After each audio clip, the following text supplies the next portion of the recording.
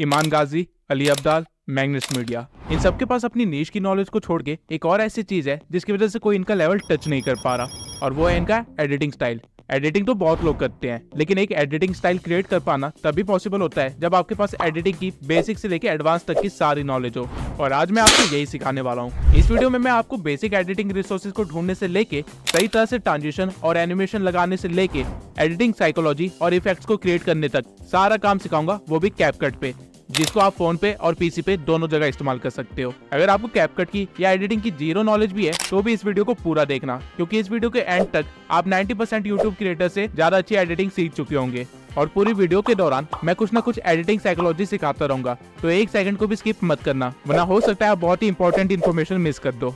तो स्टार्ट करते हैं रिसोर्सेज को कलेक्ट करने से, जिसमें सबसे पहले आता है, जब भी आप किसी एडिट के लिए फुटेजेस कलेक्ट कर रहे होते हो तो उनको हमेशा दो फोल्डर्स में डिवाइड कर दीजिएगा, ए रोल एंड बी रोल। अगर आप फेस कैम वीडियोस बनाते हैं तो आपकी सारी फेस कैम वाली वीडियोस ए रोल में आ जाएगी, और अगर आप बिना फेस शो किए अपनी वीडियोस बनाते हैं तो फिर जो भी आपका डाटा होता है या कटआउट्स होते हैं या फिर न्यूज आउटलेट्स होते हैं जो कि मैक्सिमम टाइम एजुकेशन और फैक्ट चैनल पे शो किए जाते हैं, वो आप ए रोल के अंदर रख सकते हैं, और वहीं पे सारी स्टॉक फुटेजेस आपकी बी रोल में आएगी। अगर कल को आप एक प्रोफेशनल वीडियो एडिटर बनते हैं तो आपके क्लाइंट्स भी आपको इसी तरह फाइल्स भेजेंगे, और इससे आपके काम करने की एफिशिएंसी बढ़ेगी, क्योंकि अब आपको चीजें ढूंढनी नहीं पड़ेगी, वो एक ऑर्गेनाइज्ड वे में रखी होगी। लेकिन ऑर्गेनाइजेशन तो बात की बात है, सबसे बड़ी प्रॉब्लम तो ये आती है कि स्टॉक फुटेजेस कहाँ से ले, वो भी कॉपीराइट फ्री, और प्रीमियम स्टॉक फुटेजेस से वाटरमार्क कैसे रिमूव करे। तो इसका सॉल्यूशन देखते हैं। अब मैं आपको पेक्सल्स या पिक्साबेस से फुटेजेस लेने को नहीं कहूंगा, क्योंकि आपको भी पता है कि इन साइट्स पे ज्यादा अच्छी फुटेजेस नहीं मिलती है। इसकी बजाय आप mixkit.co से वीडियो फुटेजेस ले सकते हैं, वो भी 100% कॉपीराइट फ्री, और यहाँ पे आपको स्टॉक फुटेजेस के साथ साथ बैकग्राउंड म्यूजिक, साउंड इफेक्ट्स और वीडियो टेम्पलेट्स भी मिल जाएंगे। लेकिन अगर आपको मिक्सकिट पे अपनी डिजायर्ड क्लिप नहीं मिलती है तो आप एक दूसरी वेबसाइट पे आ सकते हैं जिसका नाम है videvo.net। इस वेबसाइट पे आपको मैक्सिमम क्लिप्स फ्री में मिल जाएगी, लेकिन जिन क्लिप्स के नीचे ये थंडर का साइन है वो प्रीमियम है और उनको आप यूज नहीं कर सकते हैं। अब इन दोनों वेबसाइट्स का आप यूज कर सकते हैं वीडियो क्लिप्स के लिए, लेकिन एक चीज हमेशा ध्यान में रखना कि आप जो भी क्लिप डाउनलोड कर रहे हैं एक बार उसका लाइसेंस जरूर पढ़ लेना। कई क्लिप्स ऐसी होती है जो कि टोटली रॉयल्टी फ्री होती है, जिसको आप यूज भी कर सकते हैं और मोनेटाइज भी कर सकते हैं। वहीं कुछ क्लिप्स ऐसी होती है जिनको आप यूज तो कर सकते हैं और मोनेटाइज भी कर सकते हैं, लेकिन आपको क्रेडिट देना पड़ता है, क्योंकि अगर आपने क्रेडिट नहीं दिया तो आपके चैनल पे फ्यूचर में कभी कॉपीराइट स्ट्राइक आ सकता है। और इन सब के सिवाय कुछ क्लिप्स ऐसी भी होती है जिनको आप यूज तो कर सकते हैं लेकिन कमर्शियल यूज के लिए नहीं, यानी कि वो मोनेटाइज नहीं होंगी, उसके लिए आपको उनकी रॉयल्टी खरीदनी पड़ेगी। लेकिन अगर आप इन सब झंझट में नहीं फंसना चाहते हैं तो एक वेबसाइट ऐसी भी है जो कि stock videos, background music, sound effects का खजाना है, और इसे काफी सारे बड़े बड़े क्रिएटर्स भी इस्तेमाल करते हैं। इस वेबसाइट का नाम है स्टोरीब्लॉक्स। इस वेबसाइट पे आपको एक से एक अच्छी खासी वीडियो क्लिप्स मिल जाएगी, और साथ में कई सारे साउंड इफेक्ट्स और बैकग्राउंड म्यूजिक मिलेंगे जो कि काफी डिफरेंट और काफी यूनिक भी है। लेकिन ये वेबसाइट फ्री नहीं है, आपको पर मंथ एटलीस्ट 2000 पे करने पड़ेंगे इसकी सर्विस के लिए। अगर आपके पास इतने पैसे हैं तो I will really suggest you to buy a subscription, लेकिन ऑब्वियसली क्योंकि आप लोग मेरे सब्सक्राइबर्स हैं तो मैं आपकी जेब से इतने ज्यादा पैसे तो नहीं जाने दूंगा, इसलिए मैंने काफी जुगाड़ करने के बाद अपने नेटवर्क में से एक ऐसा बंदा ढूंढा है जो कि आपको 1500 रुपए में 3 मंथ के लिए स्टोरी ब्लॉग्स का सब्सक्रिप्शन दिला सकता है। अगर आप अपने बिजनेस के लिए पे कर सकते हैं तो मुझे एक ईमेल करिए विद सब्जेक्ट स्टोरी ब्लॉग्स, और पेमेंट के बाद आपको स्टोरी ब्लॉग्स का सब्सक्रिप्शन मिल जाएगा। And I request you all कि प्लीज मुझे फ्री के लिए कोई भी ईमेल मत करना, क्योंकि ये चीज मेरे हाथ में नहीं है। जिस बंदे ने मुझे ये ऑफर दिया है उसने साफ मेंशन किया था कि वो इससे कम डिस्काउंट नहीं दे सकता है किसी भी हालत में, वरना मैं आप लोगों को डायरेक्टली एक्सेस दे देता स्टोरी ब्लॉग्स का। लेकिन अगर आप पे नहीं कर सकते तो निराश होने वाली कोई भी बात नहीं है, क्योंकि इससे भी बेहतर गिफ्ट है मेरे पास आपके लिए, और वो 100% फ्री है। आई स्टॉक, ये भी एक पेड वेबसाइट है जहाँ पे स्टोरी ब्लॉग से भी बेटर क्लिप्स मिलती है। फॉर एग्जाम्पल अगर मैं यहाँ पे सर्च करूँ सोशल मीडिया तो आप देख सकते हैं यहाँ पे स्टॉक फुटेजेस की क्वालिटी कितनी अच्छी है। अब इनमें से आपको जो भी स्टॉक फुटेज चाहिए आपको उसका बस हेडिंग को कॉपी कर लेना है और फिर आ जाना है कैनवा प्रो पे। यहाँ आने के बाद आपको 16:9 की कैनवस को सिलेक्ट करना है और एलिमेंट्स में जाके आपने जो कॉपी किया था उसे पेस्ट कर देना है, और फिर यहाँ से वीडियोस को सिलेक्ट करके थोड़ा सा स्क्रॉल करने के बाद आपको एग्जैक्टली सेम क्लिप मिल जाएगी, जिसको आप कैनवस के साइज पे फिक्स कर सकते हैं और डाउनलोड कर सकते हैं। और अगर आपको एग्जैक्टली सेम क्लिप ना भी मिले तो भी आपको उससे मिलती जुलती काफी सारी अच्छी क्लिप्स मिल जाएगी, जिसको आप टोटली इस्तेमाल कर सकते हैं। लेकिन अगेन आप लोग सोचे होंगे कि आपके पास तो कैनवा प्रो भी नहीं है, तो let me tell you Canva pro का एक्सेस आपको कहीं से भी मिल जाएगा। इवन यूट्यूब पे सर्च करने पे आपको हजारों ऐसी वीडियोस मिल जाएगी जहाँ से आप कैनवा प्रो को ले सकते हैं। और अगर आप इतनी मेहनत नहीं करना चाहते हैं तो मैं आपको एक वेबसाइट बता देता हूँ जहाँ पे आपको कैनवा प्रो का एक्सेस फ्री में मिल जाएगा, बिंगो टिंगो। इस वेबसाइट पे आने के बाद आपको हल्का सा स्क्रॉल करना है और यहाँ पे आपको एक टेम्पलेट मिलेगा गेट कैनवा। आपको इस पे क्लिक करना है, जहाँ पे आपको 1 मिनट वेट करना पड़ेगा और फिर आपको कैनवा प्रो मिल जाएगा। अब ये चीज मैं आपको डिटेल में करके नहीं दिखा रहा हूँ क्योंकि यूट्यूब पे इसके लाखों ट्यूटोरियल ऑलरेडी पड़े हुए हैं, तो आपको कैनवा प्रो कहीं से भी मिल जाएगा। बस आपको एक चीज का ध्यान रखना है कि जो भी क्लिप आपने कैनवा से डाउनलोड की होगी उसको 10 सेकंड से ज्यादा इस्तेमाल मत करना, और क्लिप के साथ कोई वॉइस ओवर या हल्की सी एडिटिंग होना बहुत जरूरी है। आप ऐसा नहीं कर सकते कि कैनवा से सारे क्लिप्स को डाउनलोड कर ले और एक चैनल बना दे जहाँ पे आप स्टॉक फुटेजेस डालते हो और उसे मोनेटाइज करवा ले। वो चैनल कभी ना कभी स्ट्राइक की वजह से टेक डाउन हो जाएगा। कैनवा आपको क्लिप्स तो देता है, लेकिन यूज करने के लिए उस पर आपको हल्की सी एडिटिंग तो करनी पड़ेगी। अब चाहे वो वॉइस ओवर के थ्रू या फिर उसके ऊपर कोई ओवरले या टेक्स्ट या कुछ भी हो सकता है, लेकिन प्लेन क्लिप बिल्कुल भी मत डालना। अब बी रोल्स के लिए आपको वीडियो क्लिप्स तो मिल जाएगी, लेकिन हमारा काम सिर्फ वीडियो क्लिप से नहीं होने वाला है। हमें चाहिए, तो इसके लिए आपको आ जाना है एक वेबसाइट पे जिसका नाम है freepik.com। यहाँ पे आपको आइकन्स को सिलेक्ट कर लेना है और लाइसेंस में आप देख सकते हैं कि यहाँ सारे आइकन्स फ्री है और PNG फॉर्मेट में है। यहाँ पे आपको लोगोस के साथ साथ काफी यूजफुल आइकन्स मिल जाएंगे जो कि आप अपनी वीडियो में इस्तेमाल कर सकते हैं। और अगर आप एसेट्स में सिर्फ आइकन को सर्च करें और लाइसेंस में आके फ्री पे क्लिक कर दे तो यहाँ पे आपको कई सारे आइकन पैक्स भी मिल जाएंगे, वो भी टोटली फ्री, जिनको लेटर ऑन आप ग्लोइंग इफेक्ट भी दे सकते हैं और कुछ ऐसा बना सकते हैं। इसके सिवाय अगर आप इमोजीज का यूज करते हो अपनी वीडियोस में तो वो बोरिंग से येलो इमोजीज इस्तेमाल करने की बजाय आप गूगल पे सर्च कर सकते हैं एनिमेटेड इमोजीज, और गिटहब की वेबसाइट पे आने के बाद आपको यहाँ पे मनपसंद इमोजी मिल जाएंगी, वो भी एनिमेटेड फॉर्म में, जो कि एज अ GIF डाउनलोड होगी, वो भी टोटली फ्री। और ये सारी आपकी वीडियो को बोरिंग से काफी ज्यादा एक्साइटिंग बना देगी। अब स्टॉक फुटेजेस भी है आपके पास और इमोजीज और आइकन्स भी है आपके पास, लेकिन इस तरह के मोशन बैकग्राउंड्स नहीं है। तो ये आपको मिलेंगे मेरे टेलीग्राम चैनल पे, जहाँ मैंने 120 से भी ज्यादा मोशन ग्राफिक डाल रखे हैं और साथ में काफी सारे साउंड इफेक्ट्स भी दे रखे हैं। और इसी के साथ साथ मैंने अभी अपने टेलीग्राम चैनल पे ये hand PNGs, character body PNGs, overlays, graph backgrounds और काफी सारे रिसोर्सेज ऐड किए हैं। तो जल्दी से जाके चैनल को ज्वाइन कर लीजिए ताकि आप भी मेरी तरह इस तरह प्रोफेशनल वीडियो बना सके। टेलीग्राम चैनल का लिंक मैंने डिस्क्रिप्शन में दे रखा है, और चैनल को ज्वाइन करने के बाद उसे लीव करने की गलती मत करना, क्योंकि मैं टाइम टू टाइम उसमें रिसोर्सेज ऐड करता रहता हूँ और हर बार मैं पिछले रिसोर्सेज के अपग्रेडेड वर्जन भी अपलोड करता हूँ जो कि मार्केट में बिल्कुल नए आए होते हैं। तो ये टेलीग्राम चैनल आपकी काफी मदद करेगा। अब यहाँ तक रिसोर्सेज कलेक्ट करने के सारे काम हो गए हैं और हमें स्टार्ट करनी है अब एडिटिंग। एडिटिंग हर सॉफ्टवेयर और ऐप में की जा सकती है, लेकिन कुछ ऐप्स बहुत सारे फीचर्स प्रोवाइड करते हैं, इसलिए हम कैपकट का इस्तेमाल करेंगे, जो कि लगभग आपको आफ्टर इफेक्ट जैसे एडिटिंग क्रिएट करने में मदद कर देगा। अब मैं अपनी सारी वीडियोस कैपकट PC में एडिट करता हूँ, लेकिन सेम एडिटिंग फोन में भी पॉसिबल है। और ऐसा मैं इसलिए कह रहा हूँ क्योंकि स्टार्टिंग की कुछ वीडियोस मैंने एक्चुअली में फोन में ही एडिट की थी, और इस ट्यूटोरियल में मैं आपको फोन से ही एडिट करके दिखाऊंगा। एंड इससे पहले कि मैं आपको मेरे जैसे इफेक्ट्स क्रिएट करना सिखाऊं, मैं आपको वो सारे फीचर्स बता दूंगा कैपकट के जो कि एक्चुअली में हम वीडियोस में इस्तेमाल करते हैं, जिसकी वजह से हम एक्चुअली में इफेक्ट क्रिएट कर पाते हैं। और वीडियो के एंड में मैं एक्चुअली में आपको 30 सेकंड की एक क्लिप एडिट करके दिखाऊंगा जो कि एक इंट्रो टाइप होगी, जिससे आपको एक अच्छा सा आइडिया मिल जाएगा कि मैं किस तरह एडिटिंग करता हूँ।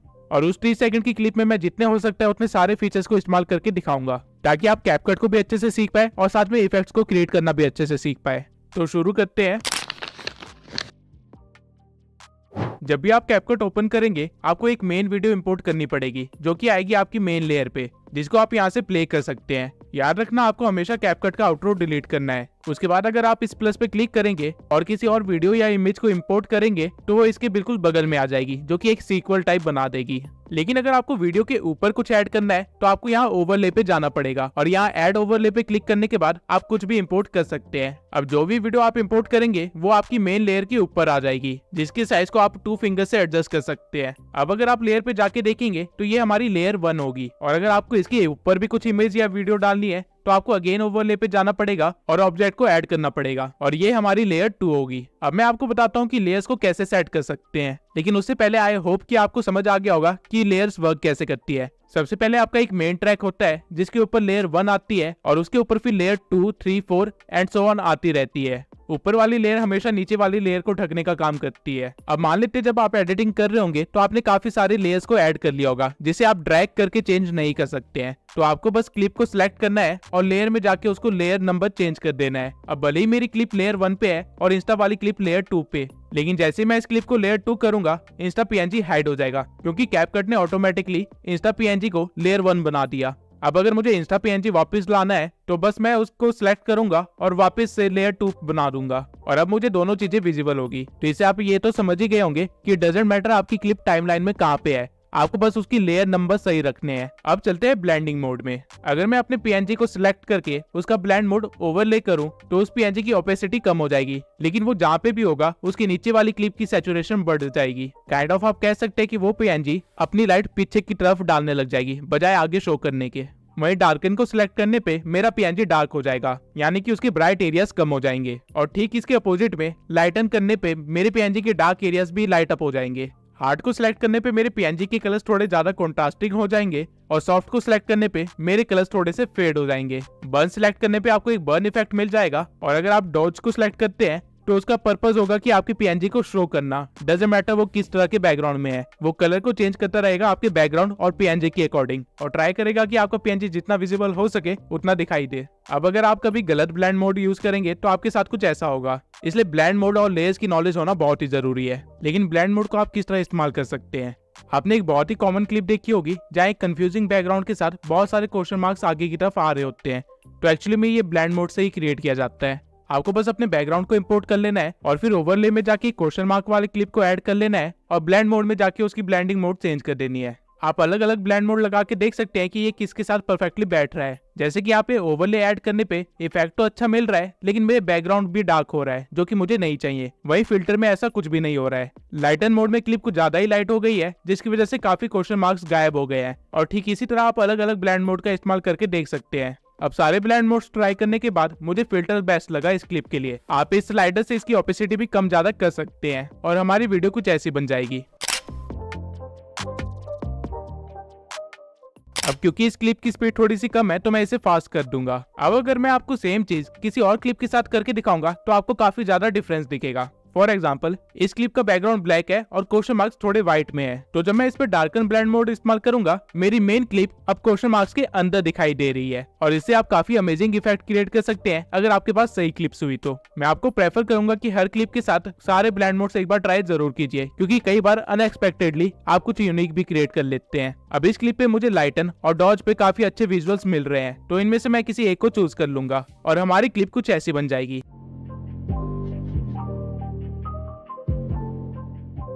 वहीं मेरे पास एक और क्लिप है जिसमें एलिमेंट सिर्फ एक आउटलाइन की तरह है, तो अगर मैं इसके ब्लेंड मोड में जाके अगर बर्न रखता हूं तो आप देख सकते हैं कि कितना यूनिक इफेक्ट क्रिएट हो रहा है। वहीं डॉज में ये काफी सही लुक दे रहा है, तो मैं इसे अप्लाई कर दूंगा और हमारी क्लिप कुछ इस तरह की बन जाएगी।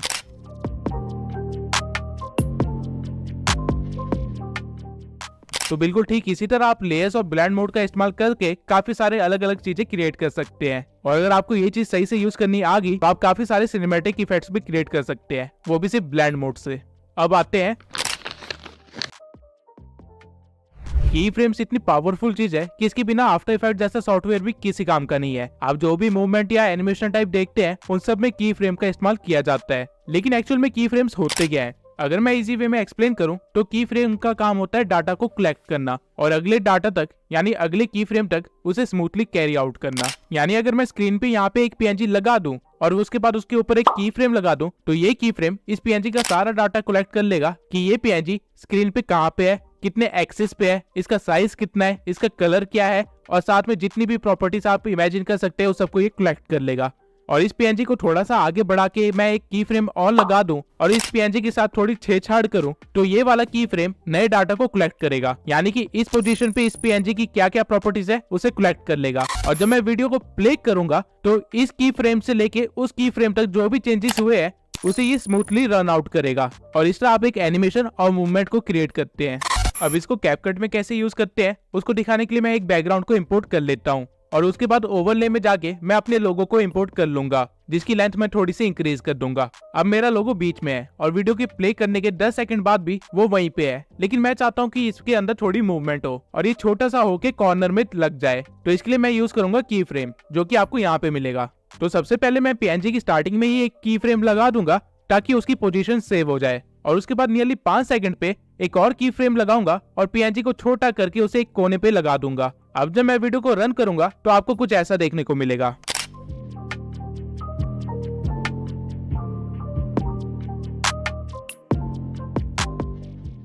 अब आपने नोटिस किया कि 5 सेकंड के बाद मेरा पीएनजी वहीं पे रुका रह गया, क्योंकि उसके लिए अब वो की फ्रेम ही ओरिजिनल वैल्यू थी। अब आई होप कि आपको की फ्रेम के बेसिक कॉन्सेप्ट तो समझ आ गए होंगे और इससे आप हजारों और लाखों इफेक्ट्स क्रिएट कर सकते हैं। लेकिन जब आप की फ्रेम को यूज करेंगे तो हो सकता है आप कुछ गलतियां करें और आपका टाइम वेस्ट ना हो, इसलिए मैं कुछ और चीजों को एक्सप्लेन कर देता हूँ। अब इस क्लिप में मान लेते हैं आप चाहते हैं कि पहले आपका लोगो साइड में जाए और फिर एंड में ओरिजिनल पोजीशन पे वापस आ जाए। तो इसके लिए आप क्या करेंगे, आप अपने लोगो को सिलेक्ट करेंगे और उसके एंड में आके एक और की फ्रेम लगा देंगे और फिर अपनी पोजीशन को चेंज करके उसे बीच में रख देंगे जहाँ पे वो स्टार्टिंग में था। और प्ले करने पे आपको कुछ ऐसा दिखेगा। स्टार्टिंग में ये कॉर्नर में जाना स्टार्ट करेगा और 5 सेकंड के बाद वो डायरेक्टली बीच में आना स्टार्ट कर देगा बिना रुके। लेकिन अगर आप चाहते हैं कि ये कोने में जाके कुछ सेकंड के लिए रुके और फिर वापस आ जाए, तो आपको कोने वाले की फ्रेम के पास आना है और उसके कुछ सेकंड की दूरी पे ही एक और की फ्रेम दे देना है और पोजीशन में फर्क ना आए इसलिए लास्ट वाले की फ्रेम को डिलीट कर देना है। अब मैं चाहता हूं कि 5 से लेकर 7 सेकंड तक ये लोगो यहीं पे कोने में बना रहे, तो मैं यहाँ पे एक की फ्रेम डाल दूंगा और उसके बाद लास्ट में आके एक फाइनल की फ्रेम लगा दूंगा और लोगो को दोबारा बीच में ले आऊंगा। अब वीडियो प्ले करने पे हमें कुछ ऐसा इफेक्ट मिलेगा। पहले ये कोने पे जाएगा, फिर वहीं पे रुकेगा और फिर वापस अपनी लोकेशन पे आ जाएगा। अब मैं बताता हूँ कि हमने कितने की फ्रेम्स लगाए। सबसे पहला की फ्रेम हमने अपनी ओरिजिनल लोकेशन को सेव करने के लिए लगाया था। उसके बाद यहाँ पे हमने दूसरा की फ्रेम लगाया जिससे हमारा लोगो कोने में पहुंच गया। तीसरा की फ्रेम हमने कुछ सेकंड्स के बाद लगाया, लेकिन हमने लोगो की प्रॉपर्टीज को चेंज नहीं किया, तो अगर बैक एंड में कोई ट्रांजिशन हुई भी है तो वो विजुअली हमें नहीं दिखाई देगी। लेकिन की फ्रेम लगाने पे उसने डाटा कलेक्ट जरूर किया। और फिर लास्ट में आके मैंने एक और की फ्रेम दिया जहाँ पे मैंने लोगों को उसको ओरिजिनल पोजीशन पे ले आया। अब आई होप आपकी की फ्रेम के सारे बेसिक्स क्लियर हो गए होंगे। अब की फ्रेम से एक छोटा सा एनिमेशन मैं आपको अभी के अभी बना के दिखाता हूँ। तो स्टार्टिंग में मैं अपने लोगो को ऊपर भेज दूंगा और एक की फ्रेम लगा दूंगा। उसके बाद 2 सेकंड की करीब मैं एक दूसरा की फ्रेम लगाऊंगा और अपने लोगो को बीच में ले आऊंगा। अगर आपने किसी पीएनजी या क्लिप पे एक बार की फ्रेम लगा दिया है तो दूसरी बार आपको की फ्रेम लगाने की जरूरत नहीं है। जब भी आप उसकी पोजीशन या प्रॉपर्टीज को चेंज करेंगे तो की फ्रेम अपने आप ही लग जाएगा। अब इस वीडियो में थोड़ा सा और आगे बढ़ने के बाद मैं एक और ओवरले को ऐड करूंगा और उसे भी ऊपर भेज दूंगा और थोड़ा सा आगे बढ़ने के बाद उसे भी बीच में ले आऊंगा। अब जब स्टेप ग्रो का लोगो बीच में आया तो मैं चाहता हूँ कि मेरा लोगो साइड में चला जाए। तो जैसे स्टेप ग्रो का लोगो बीच में आया है, मैं अपने लोगो को सिलेक्ट करूंगा और की फ्रेम लगा के अपने लोगो को एक साइड में रख दूंगा। अब इसे क्या एनिमेशन बनेगी ये देख लेते हैं।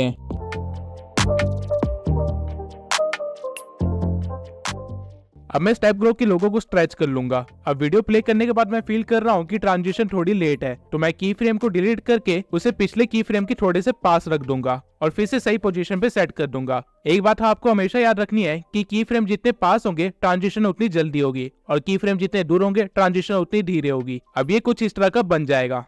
अब जो मैंने अपने लोगों के साथ किया है वही मैं स्टेप ग्रो के लोगों के साथ भी करूंगा और एक डिकोडिंग वाईटी का लोगो ऐड कर लूंगा सेम एनिमेशन के साथ। तो इसे मैं थोड़ा सा फास्ट फॉरवर्ड कर देता हूँ। अब आपकी फाइनल ट्रांजिशन कुछ ऐसी दिखेगी।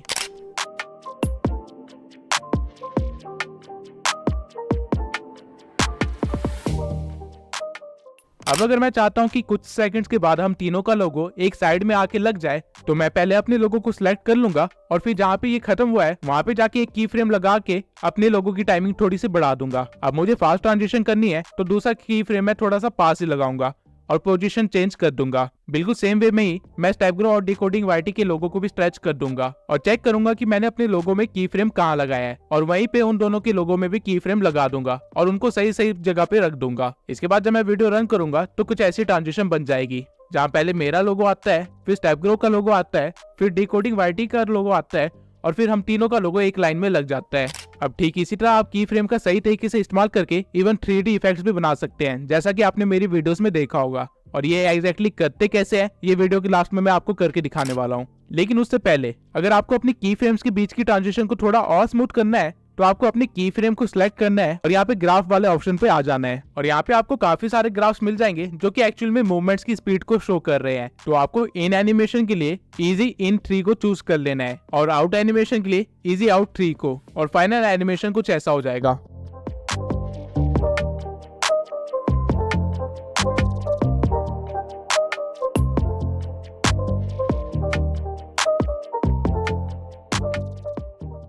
अब अगर आपने नोटिस किया तो टाइमलाइन पे मेरी क्लिप रेड कलर की शो हो रही है, लेकिन वही स्क्रीन पे मेरी क्लिप व्हाइट कलर की शो हो रही है। तो ऐसा मैंने कैसे किया? ये मैंने किया है एडजस्टमेंट से। एडजस्टमेंट समझाने के लिए मैं पहले एक क्लिप को ऐड कर लूंगा और उसके बाद आ जाऊंगा एडजस्टमेंट में। यहाँ पे सबसे पहले आपको मिलता है ब्राइटनेस, जो कि आपकी क्लिप की ब्राइटनेस को बढ़ा देता है, और फिर है यहाँ पे कॉन्ट्रास्ट, जो कि कलर्स के कॉन्ट्रास्ट को इंक्रीज कर देता है ताकि सारे कलर्स विजिबल हो। उसके बाद है सैचुरेशन, जो कि कलर्स की वैल्यू को इंक्रीज कर देता है जिससे सारे कलर्स थोड़े ज्यादा ब्राइट और विजिबल होने लगते हैं। इसको कम करने पे आपकी क्लिप ब्लैक एंड व्हाइट भी हो सकती है। फिर आता है एक्सपोजर। ये भी ब्राइटनेस बढ़ाने का काम करता है, लेकिन एक बैलेंस्ड वे में, जैसे कि सनलाइट ही पड़ रही हो।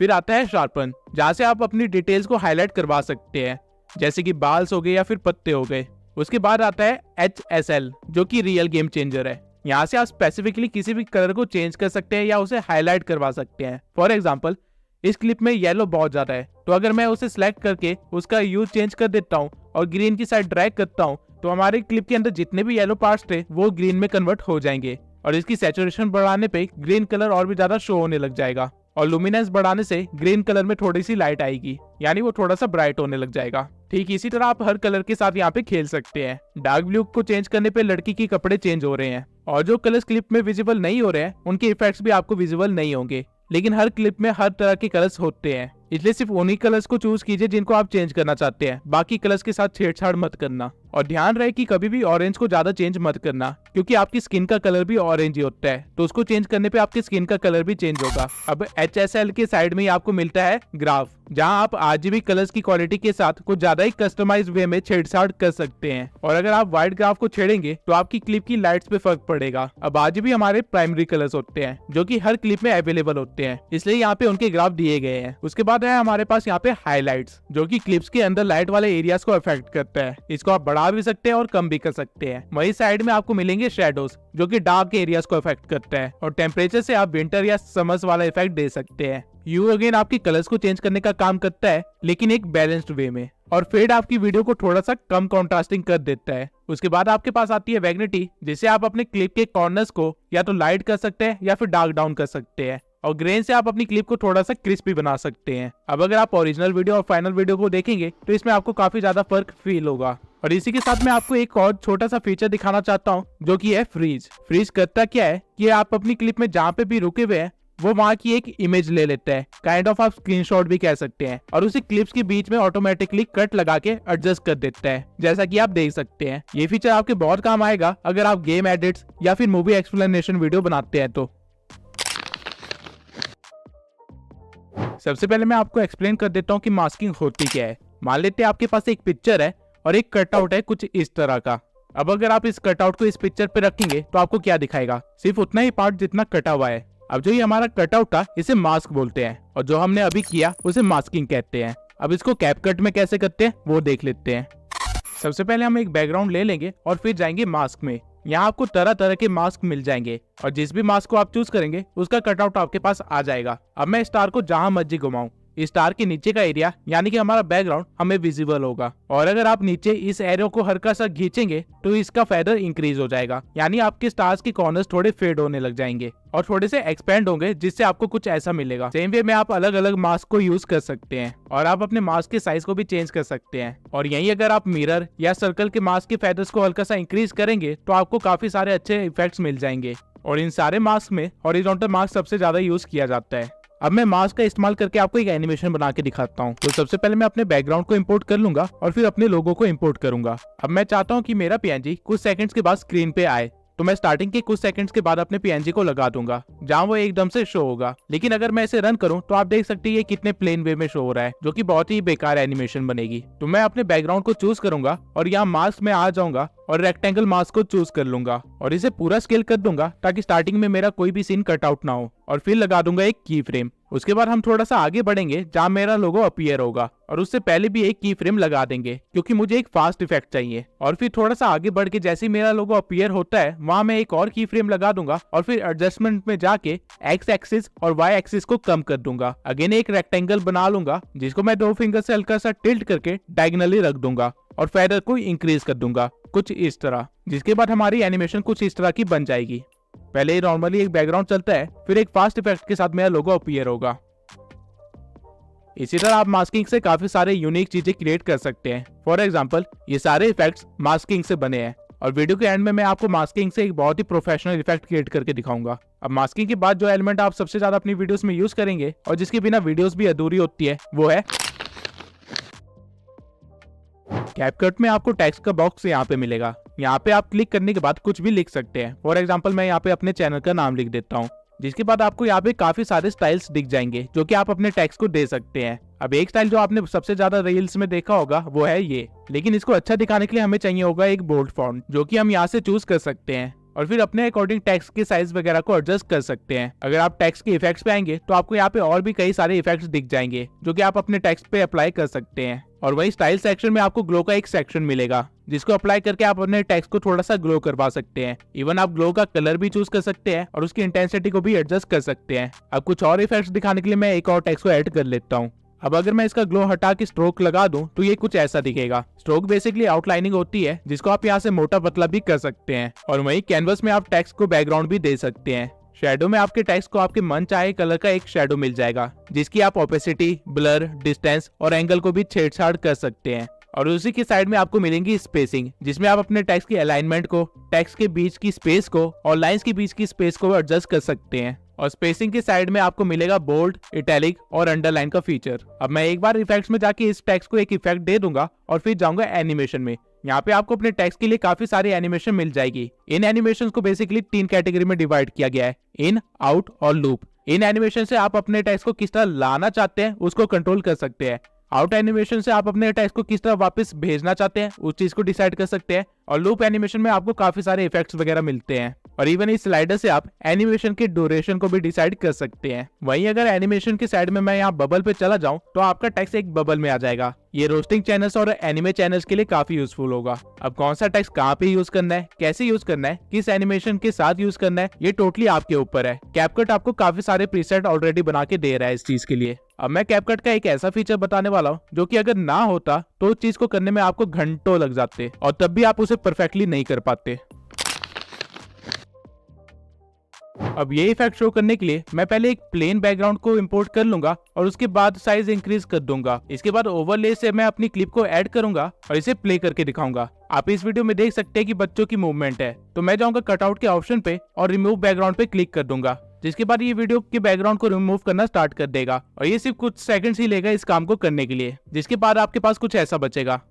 लेकिन आप नोटिस कर सकते हैं कि कैपकट ने इस बच्चे की कैप को अच्छे से कवर नहीं किया है। तो आप क्या कर सकते हैं कि आप कस्टमाइज कटआउट पे आ सकते हैं और यहाँ से अपने ब्रश को चूज करने के बाद उसके साइज को हल्का सा छोटा करके उस कैप एरिया को कवर कर सकते हैं। जितना भी एरिया रेड में है वो सारा एरिया कवर्ड है। अब अगर आप एक डिटेल वर्कर हैं तो ये चीज थोड़ी बारीकी से करना। जब आपके ब्रश का काम हो जाएगा तो इसके बाद वो अगेन कुछ सेकंड्स लेगा और एकदम मस्त आउटकम आपको देगा। और प्ले करने के बाद आपको कुछ ऐसा दिखेगा। इस बार आप देख सकते हैं कि बच्चे की कैप काफी अच्छे से कवर की गई है। अब इस इफेक्ट को तो आप बी रोल की क्लिप्स के साथ इस्तेमाल कर सकते हैं, लेकिन अगर आपके पास खुद की कोई रिकॉर्डिंग है जो कि आपने ग्रीन स्क्रीन या ब्लू स्क्रीन के सामने की है तो उसको कैसे रिमूव करें, उसके लिए हम जाएंगे क्रोमा की पे। और इवन क्रोमा की से आप एक ट्रांजिशन भी बना सकते हैं। कैसे, आइए देखते हैं।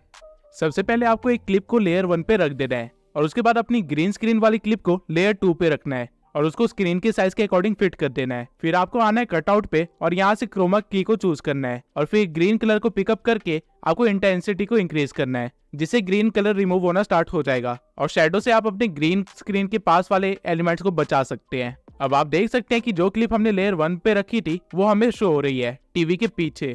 अब आप चाहें तो लेयर 1 की क्लिप की साइज के साथ खेल सकते हैं और उसे परफेक्टली फिट बैठवा सकते हैं और रन करने पे ये काफी अच्छा इफेक्ट बन गया है। अब इससे आप ट्रांजिशन कैसे बना सकते हैं वो देखते हैं। पहले आपको अपनी ग्रीन स्क्रीन को चूज कर लेना है और फिर की फ्रेम देना है। उसके बाद थोड़ा सा आगे बढ़ के आपको एक और की फ्रेम देना है और ग्रीन स्क्रीन के साइज को इतना बड़ा कर लेना है कि वो आपके पूरे कैनवस को कवर कर ले। और फिर आपको सेम काम लेयर 1 वाली क्लिप के साथ करना है। सही सही जगह पे की फ्रेम देके आपको इसके साइज को भी बढ़ा देना है, जिसके बाद अगर आप वीडियो को प्ले करेंगे तो आपको कुछ ऐसा जूम इन वाला ट्रांजिशन मिलेगा।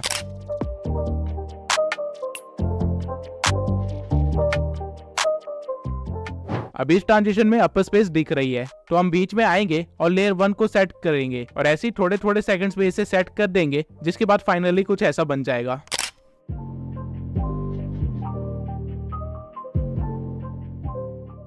अब कैपकट की जितने भी बेसिक फीचर्स थे जो कि इफेक्ट्स क्रिएट करने में काम आते हैं, उनके बेसिक्स और इन्फॉर्मेशन मैंने आपको दे दी है। अब हम कुछ ऐसे इफेक्ट्स क्रिएट करेंगे जो कि आपने मेरी वीडियोस में बहुत ज्यादा देखा होगा, और साथ ही में मैं आपको अपनी वीडियो का कुछ हिस्सा बना के दिखाऊंगा एज अ सैंपल। आपने इस तरह की काफी रील्स देखी होंगी जहाँ डांस स्टेप्स या म्यूजिक बीट के साथ कैमरा भी हिलता है, लेकिन ये क्रिएट कैसे करते हैं आइए देखते हैं। सबसे पहले मैं एक बैकग्राउंड क्लिप को ऐड कर लूंगा जहाँ पे एक बंदा ब्रेक डांस कर रहा है। अब आप देख सकते हैं कि कैमरा की मूवमेंट बहुत ही कम है और हमारे डांसर की मूवमेंट काफी ज्यादा। तो इसे रील जैसे बनाने के लिए हम जाएंगे कैमरा ट्रैकिंग पे और यहाँ पे फेस को चूज करके हम स्टार्ट ट्रैकिंग पे क्लिक कर देंगे। जिसके बाद कैपकट ये ट्राई करेगा कि हर टाइम वो बंदे के फेस को स्क्रीन के बीच में रखे और इस चीज के लिए वो हमारे कैमरा को बार बार शिफ्ट करेगा और स्केलिंग वगैरह के साथ भी थोड़ा छेड़छाड़ करेगा। आप बैकग्राउंड में देख सकते हैं कि आपकी क्लिप के साथ क्या हो रहा है। ये कुछ सेकंड्स का टाइम लेगा और आपको एंड में रिजल्ट कुछ ऐसा देगा। अब आप देख सकते हैं कि उसने बैकग्राउंड को कितना ज्यादा हिलाया है और क्योंकि मेरा ब्लर कैनवस ऑन है इसलिए बैकग्राउंड ब्लैक नहीं दिख रहा है, लेकिन ऐसे तो हमारी वीडियो खराब हो जाएगी। तो इसे बचाने के लिए आप क्या कर सकते हैं कि आप फिट कैनवस को ऑन कर सकते हैं, जिससे आपकी क्लिप थोड़ी सी क्रॉप तो हो जाएगी लेकिन काम हो जाएगा। अब एक चीज आपको हमेशा ध्यान में रखना है, अगर आप ऐसी कोई वीडियो शूट कर रहे हैं तो आपको हमेशा उसे वाइड एंगल में शूट करना है, ताकि अगर वीडियो को बाद में क्रॉप करना भी पड़े तो भी आपकी मूवमेंट छुपे ना। अब आप देख सकते हैं कि हमारी कैमरा की मूवमेंट कितनी ज्यादा हो गई है और वो हमारे कैरेक्टर की मूवमेंट से भी मैच हो रही है। अब इसे थोड़ा सा और प्रोफेशनल बनाने के लिए हम जाएंगे इफेक्ट्स में और वीडियो इफेक्ट्स में जाके वाइब्रेशन फ्लैश को चूज कर लेंगे और इसकी स्पीड और ग्लो को थोड़ा सा बढ़ा देंगे, रेंज को थोड़ा सा कम कर देंगे और इसी वीडियो की स्टार्टिंग में लाके पूरी वीडियो पे स्ट्रेच कर देंगे और हमारे पास कुछ ऐसा क्रिएट हो जाएगा।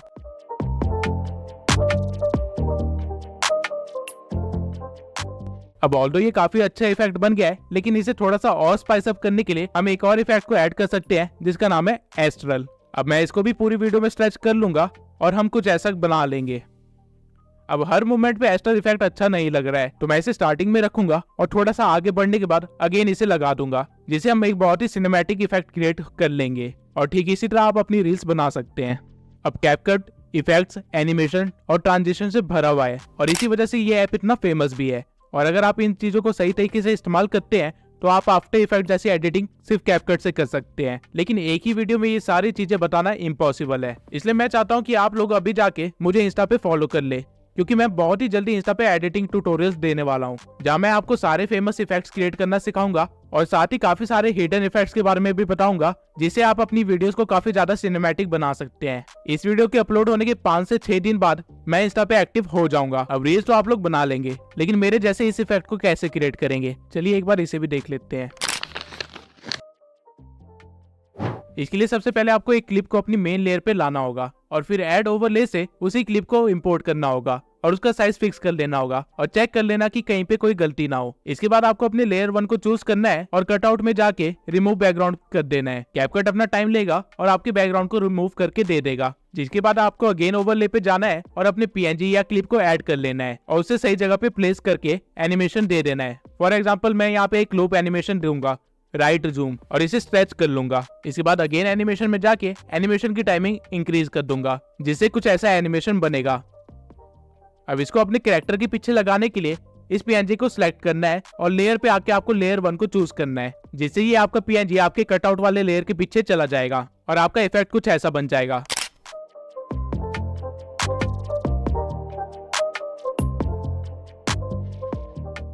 अब ऑल्दो ये काफी अच्छा इफेक्ट बन गया है, लेकिन इसमें थोड़ा सा और वीडियो इफेक्ट देके इसे हम और इंटरेस्टिंग बना सकते हैं। आपको इफेक्ट्स में आके एज ग्लो को चूज कर लेना है और ऑब्जेक्ट में जाके अपने पीएनजी वाले ओवरले पे डाल देना है और इसे स्ट्रेच कर देना है। अब अगर हमारा पीएनजी ग्लो कर रहा है तो हमारा बैकग्राउंड थोड़ा सा डार्क होना चाहिए, तभी एक अच्छा कॉन्ट्रास्ट बन पाएगा। तो इसके लिए हम दोबारा जाएंगे वीडियो इफेक्ट्स पे और यहाँ से स्मार्ट शार्प को चूज कर लेंगे और इसे भी स्ट्रेच कर लेंगे, जिसके बाद हमारी फाइनल क्लिप कुछ ऐसी बनेगी।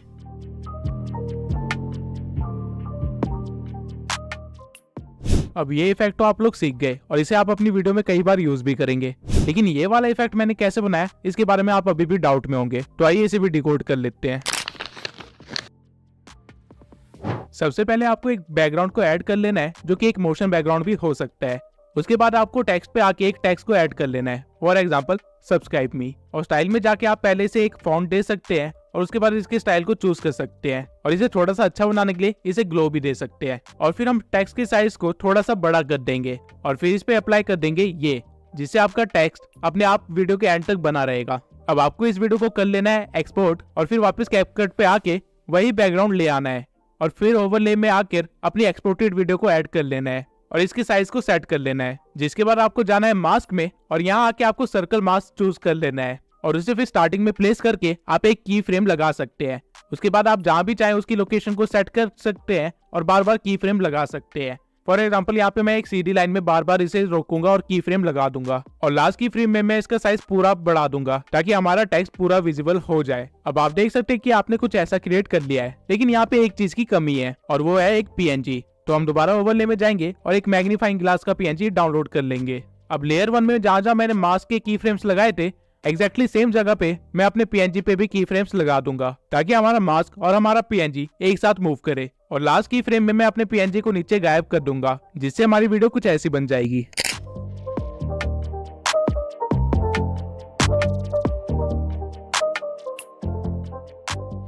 अब इन सारी की फ्रेम्स की ट्रांजिशन को स्मूथ करने के लिए मैं इनके ग्राफ में जाऊंगा और इजी आउट 3 अप्लाई कर दूंगा। ये आप अपने दोनों लेयर्स के साथ कर सकते हैं और एंड में ये एक काफी स्मूथ ट्रांजिशन बन जाएगा।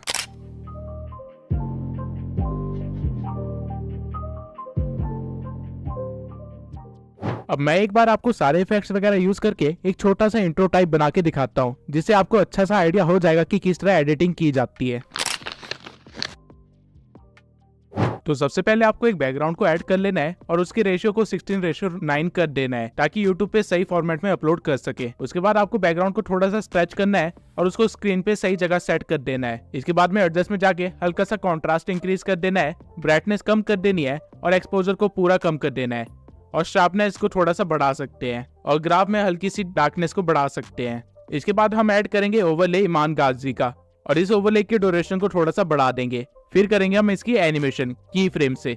सबसे पहले स्टार्टिंग में मैं एक की फ्रेम लगाऊंगा और इसे हाइड कर दूंगा। फिर थोड़ा सा आगे बढ़ के इस ओवरले को नीचे लाएंगे और की फ्रेम लगा देंगे। उसके बाद थोड़ी देर इसे बीच में ही रहने देंगे और फिर आगे बढ़ के दोबारा से एक की फ्रेम लगाएंगे और फिर आगे बढ़ के इसे साइड में कर देंगे। अब ओवरले की जरूरत मुझे पूरे 30 सेकंड पड़ेगी, तो मैं इसे स्ट्रेच करके बढ़ा दूंगा। अब जहां हमने पिछले की फ्रेम दिए थे वहीं से हमें ग्राफ में जाना है और इजी आउट 3 को चूज कर लेना है, तो आपकी एनिमेशन कुछ इस तरह की बन जाएगी। अब इसको साइड में मैंने क्यों भेजा वो अभी देखते हैं। जिस की फ्रेम पे ये साइड में जाना स्टार्ट करता है वहां मैं एक और ओवरले ऐड कर लूंगा अली अब्दाल का। इसे भी थोड़ा सा स्ट्रेच कर लेंगे और बिल्कुल सेम एनिमेशन देंगे ईमान गाजी वाला, और फिर हमारी एनिमेशन कुछ इस तरह की बन जाएगी।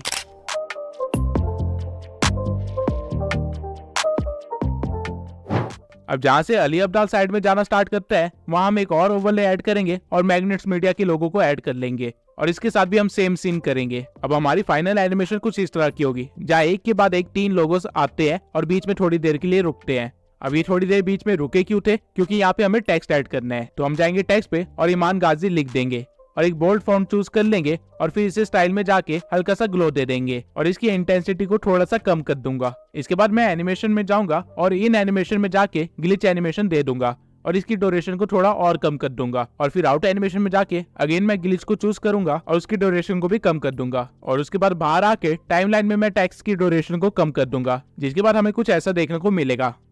अब सेम चीज मैं अली अब्दाल और मैग्नेट्स मीडिया के साथ भी करूंगा और एंड में हमारे पास कुछ ऐसा क्रिएट हो जाएगा।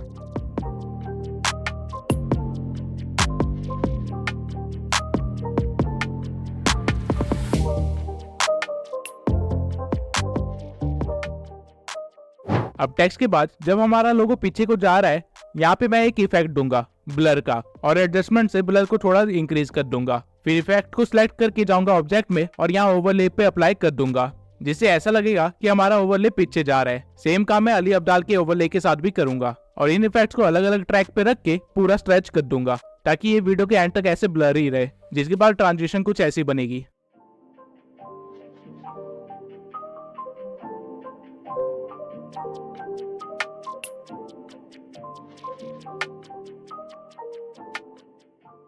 अब ये तो था नॉर्मल सा फोकस इफेक्ट, लेकिन अब अगर हमें चाहिए कि हम इसे 3D में कन्वर्ट करें तो वो कैसे करेंगे? तो इसलिए आपको मैग्नेट मीडिया के टेक्स्ट से थोड़ा सा आगे आना है और अपने बैकग्राउंड को जूम कर लेना है, काफी ज्यादा। पूरा जूम नहीं करना है लेकिन काफी ज्यादा जरूर करना है, और फिर एक की फ्रेम लगा देना है। अब जहाँ आपने की फ्रेम लगाया है वहीं पे आपको सारे ओवरलेस पे भी की फ्रेम लगा देना है ताकि ट्रांजिशन में कोई फर्क ना आए। उसके बाद फिर से आपको मेन बैकग्राउंड को सिलेक्ट करना है और थोड़ा सा आगे बढ़ के एक और की फ्रेम दे देना है और अपने बैकग्राउंड को जूम आउट कर लेना है। फिर सेम जगह पे आपको सारे ओवरलेस पे की फ्रेम देना है और उनके साइज को छोटा करना है। अब मैग्नेट्स मीडिया ने काफी ज्यादा स्पेस ले रखी है, तो सबसे पहले मैं इसे ही छोटा करूंगा और फिर इसके अकॉर्डिंग मैं बाकी 2 ओवरलेस को भी छोटा करके इनके पीछे रख दूंगा। अब एक बार प्ले करके देखते हैं कि हमने क्या क्रिएट किया है।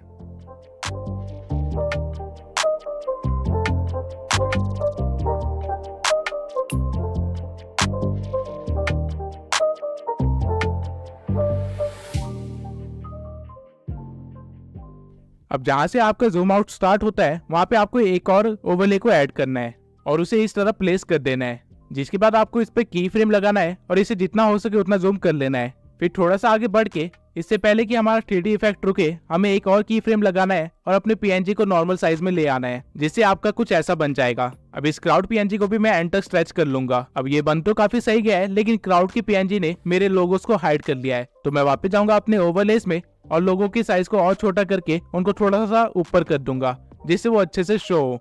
अब एक बार दोबारा से प्ले करके देखते हैं।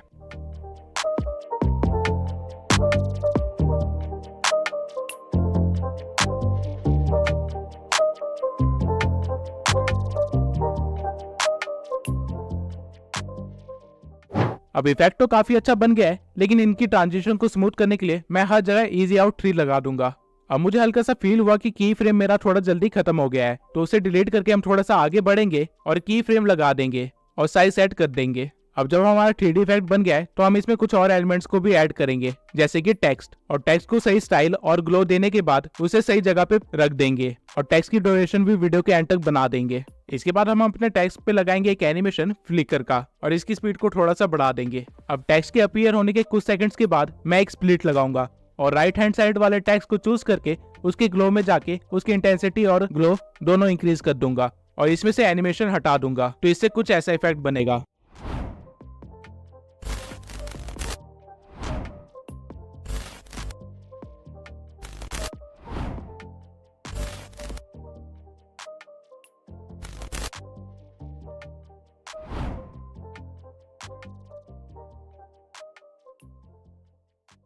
अब इसको थोड़ा और अच्छा करने के लिए आप अपने क्राउड वाले PNG को चूज कर सकते हैं और एडजस्ट में जाके उसकी सैचुरेशन -50 कर सकते हैं, और फिर जब टेक्स्ट का फ्लिकर बंद हो तो वहां पे एक स्प्लिट लगा सकते हैं और सैचुरेशन को दोबारा से बढ़ा सकते हैं, जिससे कुछ ऐसा बन जाएगा।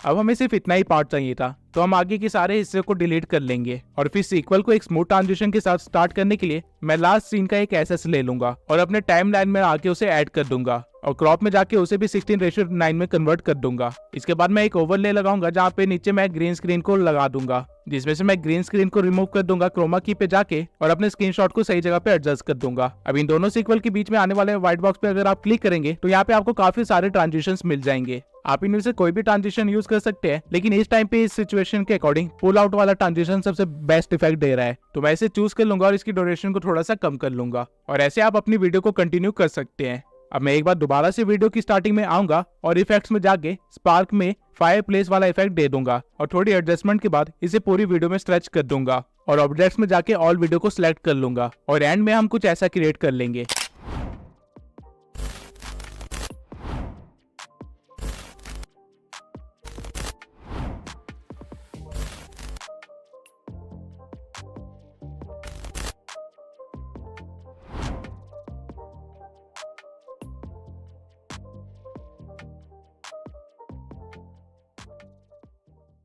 अब आपने एडिटिंग के बेसिक से लेके काफी अमेजिंग इफेक्ट्स बनाने तक का काफी कुछ सीख लिया है, लेकिन ये कैसे पता चलेगा कि कहाँ पे क्या सीन क्रिएट करना है, या फिर कुछ नया और अनोखा कैसे क्रिएट करे, या फिर खुद का एडिटिंग स्टाइल कैसे क्रिएट करे जैसे कि बड़े क्रिएटर्स ने किया है। तो मैं आपको बताता हूँ कि एक एडिटर की साइकोलॉजी क्या होती है। अगर आप एक न्यू एडिटर है जिससे ज्यादा कुछ एडिटिंग का नहीं आता है, तो बजाय इसके कि आप टाइम पे एडिट कंप्लीट करें, आपको ये देखना चाहिए कि आप क्या क्या नए इफेक्ट्स क्रिएट कर सकते हैं और किस तरह उन इफेक्ट्स को अपनी वीडियो में इस्तेमाल कर सकते हैं। मैंने जिस एडिटिंग के साथ ये चैनल स्टार्ट किया था वो मैंने सिर्फ 7 दिन में ही सीखा था, और ये इसलिए पॉसिबल हो पाया था क्योंकि जब मैं अपनी वॉइस ओवर को सुन रहा था तो मैं दिमाग में एक वीडियो क्रिएट कर रहा था जहाँ मैं इमेजिन कर रहा था कि वॉइस ओवर के इस पार्ट पे कुछ इस तरह के सीन आएंगे। अब ऑल्दो मुझे नहीं पता था कि वो सीन्स कैसे क्रिएट करते हैं और ना ही मेरे अंदर एडिटिंग स्किल्स थी, लेकिन स्टिल मैं अपनी इमेजिनेशन पे लिमिटेशन नहीं लगाता था। और होता ये था कि जब मैं एडिटिंग करने बैठता था तो मुझे वो सीन क्रिएट करने ही होते थे, डजंट मैटर मुझे कितना टाइम लगे।